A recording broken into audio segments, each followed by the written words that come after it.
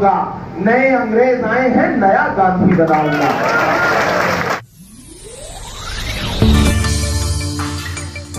दिल्ली प्रदेश Congress committee हरारत में आई है और पूरे प्रदेश में एक जान दिखाई पड़ रही है संगठन में। ऐसे भाई साथी देवेंद्र यादव जी, यहाँ पर मौजूद अनिल भारद्वाज जी, दिल्ली अल्पसंख्यक विभाग के जुझारू और मजबूत चेयरमैन वाहिद कुरैशी साहब, प्रदेश के इंचार्ज शहनवाज शेख साहब, हमारे अल्पसंख्यक विभाग की राष्ट्रीय टीम के साथी रंजीत जी, शमी मलवी साहब, और यहाँ बैठे हुए तमाम बाकी जो साथी हैं, सबका स्वागत है, सबका खैर मकदम है। आज आपसे बातचीत करने का मन हुआ तो मैं पिछले कुछ दिनों से वाहिद कुरैशी साहब से कह रहा था कि एक बार मैं प्रदेश के तमाम पदाधिकारियों से मिलना चाहता हूं और अगर मुमकिन हो तो कार्यकारिणी अकेले को बुलाएं ताकि सबको सुना जाए, सबसे बातचीत की जाए।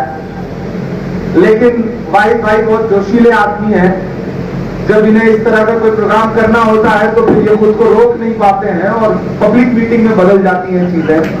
तो ये भी राजनीति का एक रंग है, तो ये भी एक अच्छा रंग है कि आज प्रदेश के तमाम पदाधिकारियों के साथ साथ कुछ ऐसे साथियों से भी बात करने का मौका मिल रहा है। तो पदाधिकारी न होते हुए भी, कागज पर भले पदाधिकारी न हो लेकिन उनके दिल पर अल्पसंख्यक विभाग लिखा हुआ है, दिल्ली प्रदेश कांग्रेस कमेटी लिखी हुई है। ऐसे साथियों का भी स्वागत करता हूं। थोड़ी देर आपसे मुखातिब रहूंगा। अपने चेहरे से जो जाहिर है छुपाएं कैसे, अपने चेहरे से जो जाहिर है छुपाएं कैसे, तेरी मर्जी के मुताबिक नजर आए कैसे, और घर सजाने का तस्वुर तो बहुत बाद का है, पहले ये तय हो के इस घर को बचाएं कैसे। दिल्ली के साथियों, देश के किसी भी राज्य में कांग्रेस पार्टी जीत जाए, सरकार बना ले, सेंटर में सरकार बना ले, आज नहीं कल कुछ दिन बाद बना ही लेगी, लेकिन मैं देश के हर राज्य की जीत को तब तक अधूरा मानूंगा जब तक दिल्ली में कांग्रेस पार्टी की सरकार नहीं बनती है। तब तक रंग नहीं आ सकता, तब तक वो चमक नहीं आ सकती हमारे चेहरों पर जो दिल्ली में सरकार बनने पर आती है। मैं देश के अलग अलग राज्यों में चुनाव प्रचार में रहा, देश के अलग अलग राज्यों में जाता हूं क्योंकि पूरे देश की जिम्मेदारी है। तो जब लोग वहां से पूछते हैं कि दिल्ली में हमारी सरकार कब आएगी, आप अंडमान निकोबार चले जाओ, लक्षद्वीप चले जाओ, महाराष्ट्र चले जाओ, झारखंड चले जाओ, दमन दीव चले जाओ, केरल चले जाओ, वहां का समर्पित कांग्रेस कार्यकर्ता एक बार जरूर यह सवाल पूछता है कि दिल्ली में हमारी सरकार कब आएगी। दिल्ली से उसका मतलब सिर्फ सेंट्रल गवर्नमेंट नहीं होता, दिल्ली राज्य में सरकार के बारे में जब वो पूछता है तो मैं उसे भरोसा दिला के लौटता हूं कि 2025 दूर नहीं है और 2025 में देश देखेगा कि दिल्ली में कांग्रेस पार्टी सरकार बनाएगी। लेकिन उसके लिए कुछ बुनियादी चीजें हैं जो हमें करनी पड़ेगी। बिना संगठन पर काम किए आप किसी भी मंजिल तक नहीं पहुंच सकते। ये एक सच्चाई है, हमें उसे तस्लीम करना चाहिए और उस पर काम करना चाहिए। इस पर कोई दो राय नहीं है कि पिछले 1.5-2 सालों में हमारे नेता राहुल गांधी जी ने इस देश में जो काम किया है, जो जद्दोजहद की है, जो मेहनत की है सड़क से लेकर के संसद तक, उसका असर अब दिखाई पड़ रहा है। मैं उनके साथ 7 सितंबर 2022 को समंदर के किनारे कन्याकुमारी में खड़ा था जब भारत जोड़ो यात्रा शुरू हो रही थी। देवेंद्र यादव जी भी वहां थे, बाकी साथी भी थे, शहनवाज जी तो भारत जोड़ो यात्री थे, 4000 किलोमीटर पैदल चल के ये आपके बीच में बैठे हैं। मैं भी उस यात्रा का हिस्सा था। हम खुशनसीब हैं कि हम राहुल गांधी के सिपाही हैं, हम खुशनसीब हैं कि हम कांग्रेस के सिपाही हैं। मैं राजनीति की दुनिया का व्यक्ति नहीं था, मेरे परिवार में कोई भी व्यक्ति राजनीति में नहीं था। 2018 में जब राहुल गांधी जी से मुलाकात हुई तो मैं तो मुशायरों की दुनिया में, मेरी अपनी एक दुनिया थी, मैं वहां पे थोड़ी जो शोहरत थी उसके साथ अपनी दुनिया में मगन था। लेकिन मुझे लगा कि आने वाला जो हिंदुस्तान है वो ऐसा होने जा रहा है कि सरकार सांसों तक पे पाबंदी लगाने की साजिश कर रही है, कलम पर पहरे लगा रही है। ऐसे में एक व्यक्ति है जो उस सरकारी साजिश के खिलाफ खड़ा है पुरजोर तरीके से, तो हमें उसके साथ खड़ा होना चाहिए। मैंने राहुल गांधी जी से मुलाकात के बाद उनका दामन पकड़ा, उनके साथ खड़ा हुआ और मैंने कहा कि एक मुश्किल दौर है राहुल जी, मैं आपके साथ इस लड़ाई का हिस्सा बनना चाहता हूं।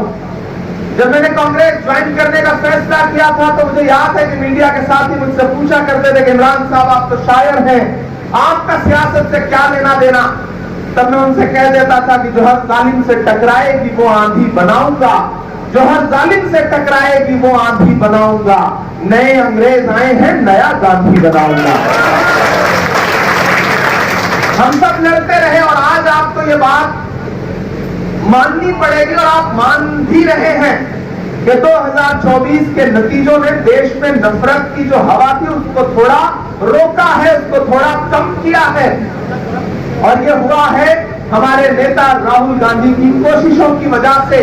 तो हम राहुल गांधी जी को सैल्यूट करते और चाहते हैं कि एक बार जोरदार ताली राहुल गांधी जी की उस मेहनत के लिए बचनी चाहिए।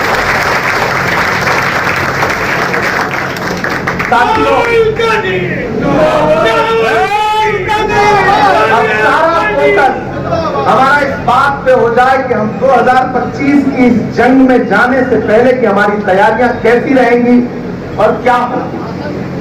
दो बातें आपको समझना है। भारतीय जनता पार्टी अकेले चुनाव नहीं लड़ती है, भारतीय जनता पार्टी बहुत चालाकी से, और यहाँ जो जिस पार्टी की सरकार है वो तो भारतीय जनता पार्टी की गर्भ से निकली हुई पार्टी है, मैं ये मानता हूं, वोट से निकली हुई पार्टी है। तो दोनों की जो पॉलिटिकल स्टाइल है वो इसी बात की है कि कांग्रेस पार्टी को अकेले नहीं हराया जा सकता। तो जब तक कांग्रेस पार्टी के जो मूल वोटर हैं उनमें बंटवारा नहीं किया जाएगा, दलित वोटों का बंटवारा नहीं किया जाएगा, अल्पसंख्यक वोटों का बंटवारा नहीं किया जाएगा, पिछड़े वोटों का बंटवारा नहीं किया जाएगा, तब तक कांग्रेस पार्टी को हराया नहीं जा सकता। वो ये बात जानते हैं। यहां अल्पसंख्यक समाज के तमाम साथी बैठे हैं। मैं आपसे एक बड़ी जिम्मेदारी भरी बात कहना चाहता हूं। मुझे याद है जब मैं वाहिद कुरैशी जी को स्टेट चेयरमैन बनाने की जिद कर रहा था तो बहुत सारी मजबूत ताकतें ऐसी थी राज्य की जो नहीं चाहती थी कि वाहिद कुरैशी को स्टेट चेयरमैन बनाया जाए। मैं यहां एतराफ करता हूं इस बात को। मैंने बड़ी लड़ाई लड़ी। मुझे याद है किसी नेता ने मुझसे कहा कि आप ठीक है पोस्टर लगाते हैं, क्यों आप बड़ी जिम्मेदारी क्यों देना चाहते हैं। मैंने कहा पोस्टर और होर्डिंग के बाहर की भी एक दुनिया है और जिसने पिछले 20 साल पार्टी का झंडा उठा करके 25 साल होर्डिंग लगाया हो, पोस्टर लगाया हो, अब उसको किसी एक बड़ी जिम्मेदारी वाले पद पर बिठा के भी हमें जांचना चाहिए कि वो संगठन का काम कैसे करता है। और मैं आज यहाँ खड़ा होकर के वाहिद कुरैशी जी और शहनवाज शेख साहब दोनों लोगों की प्रशंसा इस बात की करूंगा कि मुझे याद है देवेंद्र भाई, मैं 2022 में 21 में अल्पसंख्यक विभाग का राष्ट्रीय चेयरमैन बना और 2022 में पार्टी ने मुझे राज्यसभा भेजा। मैं महाराष्ट्र से चुनाव जीत करके राज्यसभा का जिस दिन लौट करके दिल्ली में आया, मम्मी पापा मेरे घर आए हुए थे, फ्लैट में हम लोग रहते थे। मैं गया पापा से मिलने के लिए, तब तक सुनाई पड़ा कि सुबह ईडी जो है वो राहुल गांधी जी को पूछताछ के लिए बुला रही है। मैं शपथ भी नहीं लिया था, मैं सांसद बन के दिल्ली लैंड किया था तब की घटना है। मुझे याद है कि मैं मम्मी पापा से मिला, उनके साथ थोड़ी देर बैठा और उसके बाद हमें ये पता चला कि रात में पुलिस बैरिकेड कर देगी और एआईसीसी में किसी को घुसने नहीं देगी, बड़ा एकदम छावनी बना देंगे वो लोग। मुझे याद है कि मैंने अपना सर्टिफिकेट सांसदी का पापा को सौंपा और उसके बाद रात के 3 बजे मैं घर से निकला और सीधे एआईसीसी पहुंचा और दिल्ली प्रदेश के अपने साथियों को और राष्ट्रीय टीम के साथियों को मैंने कहा कि इससे मुश्किल घड़ी नहीं आएगी पार्टी के लिए। हम सारे लोगों को अगले कुछ दिन, जब तक राहुल गांधी जी को यह प्रताड़ित करने की साजिश करेंगे तब तक हम लोग सड़क पर डटे रहेंगे, एआईसीसी में रहेंगे, वहीं सोएंगे, वहीं खाएंगे, लड़ेंगे, जेल जाना होगा तो जेल जाएंगे। और पूरी दिल्ली प्रदेश कांग्रेस कमेटी मजबूती के साथ डटी थी, हमारा अल्पसंख्यक विभाग पूरी मजबूती के साथ डटा था। और मैं अगले 5-6 दिन हम लोग सोफे पे सोते थे, 2 सीटर सोफा था मेरे ऑफिस का, ब्रश मंजन घर से लेके नहीं आए थे तो दातून तोड़वा करके, मतलब मैं जब वही सांसद बन के आया था तो खुशियां मनाने का भी मौका नहीं मिला। लेकिन मुझे लगा कि पार्टी ने अगर कोई जिम्मेदारी सौंपी है तो मेरा फर्ज बनता है कि इस मुश्किल घड़ी में पार्टी के लिए अपना खून पसीना लेके खड़ा हुआ नजर आऊं। मेरे भाई, आप संगठन में हैं, बहुत सारी आपकी शिकायतें भी होंगी, होती हैं, लेकिन आपको एक बात समझनी पड़ेगी कि आप कॉर्पोरेटर बनाने के लिए, विधायक बनाने तक की लड़ाई नहीं लड़ रहे हो। आप भारत के संविधान को बचाने की लड़ाई लड़ रहे हो, जिसका मिशन आपका नेता लेके चल रहा है। आदरणीय खड़गे जी जो बात कहते हैं देश की पार्लियामेंट में खड़े होकर के कि डॉक्टर बाबा साहब अंबेडकर का बनाया हुआ जो संविधान है खतरा उस पर है, तो आपकी लड़ाई बहुत बड़ी है। मैं यहां बैठे हुए ऐसे तमाम चेहरे देख रहा हूं जिन्होंने 25 साल, 30 साल, 35 साल, 40 साल पार्टी को दिया है और शायद कुछ ना मिला हो उन्हें, इन पर कोई दो राय नहीं है, हो सकता है कुछ ना मिला हो, लेकिन आप बुनियाद के लोग हैं, आप नींव के लोग हैं। अगर कोई भी महल खड़ा होता है तो वो बिना अच्छी नींव के, बिना अच्छी बुनियाद के नहीं खड़ा हो सकता। और आप ये भी जानते हैं कि नींव के पत्थर दिखाई नहीं पड़ते हैं, लेकिन उनकी अहमियत क्या है वो जो सबसे ऊपर गुंबद मौजूद होता है उसको पता होती है, दरवाजों को पता होता है। तो पार्टी का नेतृत्व आपके संघर्ष को, आपकी कुर्बानी को जानता है। मैं आपका हूं, पिछले 3 साल से राष्ट्रीय चेयरमैन हूं और आप में से बहुत सारे लोग इस बात के गवाह हैं कि AICC का ऑफिस हो या मेरा घर हो, मेरे दरवाजे हमेशा खुले हैं। मैं कोशिश करता हूं कि मैं AICC 8-8 घंटे, 6-6 घंटे, 7-7 घंटे ज्यादातर बैठता हूं।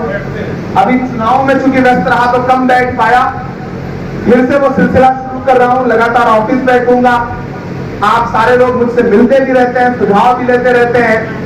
मैं देवेंद्र जी के सामने एक प्रस्ताव रखना चाहता हूं। देवेंद्र जी ने अच्छी बात कही कि इमरान भाई को सुझाव दीजिए। मुझे लगता है देवेंद्र भाई की बारिश खत्म हो जाए तो जिस तरह राहुल गांधी जी ने भारत जोड़ो यात्रा शुरू की थी, हमें एक दिल्ली जोड़ो यात्रा शुरू करनी चाहिए। और हमारी जो जितनी भी विधानसभाएं हैं, हम विधानसभा वार एक कार्यक्रम बनाएं, बहुत बड़ी नहीं है दिल्ली, और सारे नेताओं को इन्वॉल्व करें। मैं खुद जहां मेरी जरूरत होगी मैं आपके कांधे से कांधा मिला के खड़ा रहूंगा, मेरा अल्पसंख्यक विभाग खड़ा रहेगा। और मैं ये भी चाहता हूं, एक बात आपको बहुत सतर्क होकर, सजग होकर के समझना, भारतीय जनता पार्टी हो या कांग्रेस के खिलाफ राजनीति करने वाली कोई भी पार्टी हो, वो सबसे पहले आपका कांधा इस्तेमाल करते हैं बंदूक चलाने के लिए। मेरे बुजुर्गों, एक बात मुझे आपसे कहनी है, मेरी उम्र बहुत कम है, मैं बहुत सारे ऐसे लोग हैं जिनके लिए बेटे की तरह हूं, जिनके लिए भाई की तरह हूं। दुनिया के हर देश की पॉलिटिक्स 25 साल में एक नया शेप लेती है। भारत की पॉलिटिक्स ने एक नया शेप ले लिया है। अगर आप ये सोचते हैं कि आज से 20 साल पहले जो भारत था तो अब वो भारत नहीं है, माहौल बदल चुका है।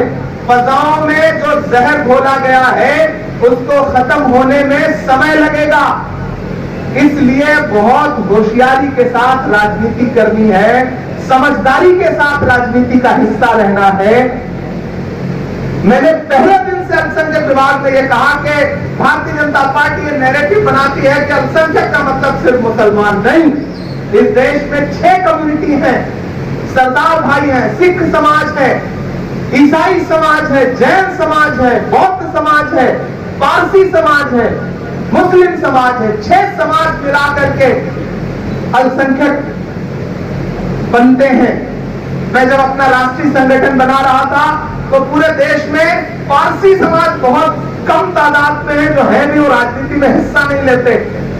मैंने केसी वेणुगोपाल जी से बात की, मैंने कहा सर मुझे राष्ट्रीय टीम बनाने के लिए थोड़ा समय दीजिए, जब तक 6 के 6 समाज हमारे संगठन में नहीं होंगे तब तक मैं नेशनल टीम सबमिट नहीं करूंगा। और मैंने पारसी समाज के व्यक्ति को ढूंढ के प्रतिनिधित्व दिया। मैं अपने मुस्लिम समाज के लोगों से, सिख समाज के लोगों से विशेष तौर से बात कहना चाहता हूं, महिलाएं इस देश की आधी आबादी हैं, उनको भी प्रतिनिधित्व दीजिए। मैं आपको बताते हुए मुझे इस बात की खुशी हो रही है कि मैंने अल्पसंख्यक विभाग में 7 महिला हमारी जो पदाधिकारी हैं उनको प्रतिनिधित्व दिया, और सिर्फ प्रतिनिधित्व नहीं दिया है, कर्नाटक जैसे राज्य में मैंने जैन महिला को इंचार्ज बनाया है, पंजाब जैसे राज्य में हमने ईसाई समाज की महिला को इंचार्ज बनाया है, बिहार में मुस्लिम समाज की महिला को इंचार्ज बना करके भेजा है, गोवा में मुस्लिम समाज की महिला को इंचार्ज बना के भेजा, केरला में ईसाई समाज की महिला को ज्वाइंट, हमारी जो ज्वाइंट कोऑर्डिनेटर है उनको को इंचार्ज बना करके भेजा। हमारी रूबी खान जी हैं राजस्थान से, जो भारत जोड़ो यात्री भी थी, वो 4000 किलोमीटर चली, वो मेरे साथ मेरी कमेटी में राष्ट्रीय उपाध्यक्ष हैं, और उनको ऑफिस की और बहुत सारी बड़ी बड़ी जिम्मेदारियां दे करके उनको बराबर प्रतिनिधित्व देने का काम किया। तो मैं अल्पसंख्यक विभाग के साथियों से भी ये बात कहूंगा कि महिला प्रतिनिधित्व बढ़ाइए अपने डिपार्टमेंट में, क्योंकि आधी आबादी है वो, बिना उनको एड्रेस किए, बिना उनको राजनीति का हिस्सा बनाए, बराबर का हक दिए, आप न तो राजनीति में सफल होंगे, ना समाज में वो भारतीय जनता पार्टी और जो मौजूदा यहाँ की सरकार है उसकी राजनीति को काट पाएंगे। तो मेरी ये भी गुजारिश रहेगी कि ये काम जरूर करिए। बाकी साथियों, बहुत लंबा चौड़ा भाषण नहीं देना चाहता, पिछले 10 घंटे से पार्लियामेंट में भाषण ही सुन करके आ रहा हूं, अभी शायद पार्लियामेंट चल रही होगी तो फिर वापस जाना पड़ेगा। कल बजट पे बोलना है मुझे, तो थोड़ी तैयारी भी करनी है, पार्लियामेंट में लगातार आपके लिए आवाज उठानी है। तो मुझे आपसे बस आखिर में ये कहना है, बहुत सारे साथियों से, कि आप संगठन में बहुत अच्छा काम कर रहे हैं, मैं ज्यादातर को सुनता रहता हूं। एक क्लोज डोर मीटिंग भी मैं चाहता हूं कि एक दिन सबके साथ हो और हम सबका पक्ष सुने, ज्यादातर को सुने, और थोड़ा सोशल मीडिया पे प्रेजेंस आपकी बढ़े। भारतीय जनता पार्टी की नफरत की राजनीति को बहुत समझदारी के साथ कैसे काट सकते हैं, उसको लेकर रणनीति बने, और अल्टीमेट देवेंद्र यादव जी का जो भी दिशा निर्देशन हो, हमारा अल्पसंख्यक विभाग मजबूती से उसे फॉलो करे, ताकि आने वाले दिनों में प्रदेश में कांग्रेस पार्टी की सरकार बन सके। आपको हमेशा एक चीज याद रखनी है मेरे भाई, कि हर वफा जिंदे जावेद नहीं होती है, दिल का हर जख्म कहीं दिल का कंवल बनता है, जब शहंशाह भी हो, इश्क भी हो, दौलत भी, तब कहीं जाके कोई ताजमहल बनता है। अगर ताजमहल बनाना है तो बहुत सारी चीजों को एकजुट करना पड़ेगा, एकजा करना पड़ेगा, एक साथ लाना पड़ेगा, और सबको लेके चलने का हुनर सीखिए, एक दूसरे के साथ चलने का हुनर सीखिए। आप ऐसा करेंगे, जिस दिन सरकार आएगी उस दिन मिलने के लिए बहुत कुछ होगा। हमें अभी लगता है कि हमारा स्पेस तो इसने ले लिया संगठन में, तो फिर हम संगठन के साथ चलने के बजाय संगठन से अलग होकर के काम करने लगते हैं, हम दूसरा ठिकाना ढूंढने लगते हैं। नहीं, आपको आने वाले चुनाव में बहुत बांटने की कोशिश की जाएगी, नए नए कारोबारी लाए जाएंगे, नए नए ठेकेदार लाए जाएंगे आपके स्टेट में, पूरे देश में देख रहा हूं इस चीज को।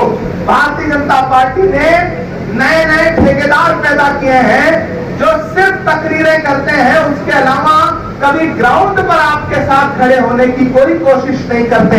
आपको याद होगा मेरे भाई कि चाहे मरकज का मामला हो, दंगे का मामला हो, आपके साथ पार्टी के लोग मजबूती के साथ, हिंदू मुस्लिम एकजुटता के साथ हर जगह खड़े नजर आए हैं। तो आपको हमेशा एक चीज का ख्याल रखना है कि किसी बहकावे में नहीं आना है, किसी झांसे में नहीं आना है, एकजुट होकर के, सर्व समाज एकजुट होकर के कांग्रेस पार्टी के साथ खड़ा रहा तो हम 2025 में यहाँ अपनी सरकार जरूर बनाएंगे, ये मुझे पूरा भरोसा है। और आखिर में आपका एक बार फिर से बहुत शुक्रिया अदा करना चाहता हूँ। तैयार रहिए, अभी से एक बड़ी लड़ाई है, ये बड़ी लड़ाई इसलिए है क्योंकि भाजपा से भी लड़ना है और भाजपा के छोटे वाले रिचार्ज से भी लड़ना है। तो 2 लड़ाइयां हैं आपकी, और दोनों लड़ाइयां बहुत महत्वपूर्ण हैं, इसलिए डटे रहिए। मैं बतौर सांसद, बतौर राष्ट्रीय चेयरमैन आपके साथ हर मोर्चे पर खड़ा हूं, जहां भी आप आवाज देंगे। मैं आपका हूं, आपका बनाया हुआ हूं। राजनीति बाद में है मेरे लिए, पहले आप हैं। जहां भी आपको लगे कि आपको इमरान प्रतापगढ़ी की जरूरत है, मैं भाई की तरह, बेटे की तरह आपके साथ खड़ा मिलूंगा। एक बार फिर से आप सारे लोगों का बहुत शुक्रिया अदा करता हूं। बदन में जो भी लहू है, बदन में जो भी लहू है तेरी अमानत है, जहां जहां हो जरूरत वसूल कर लेना। बहुत शुक्रिया, बहुत मोहब्बतें, आपका ये जज्बा, आपका ये जोश बरकरार रहे। फिर आपसे मुलाकात होगी। बहुत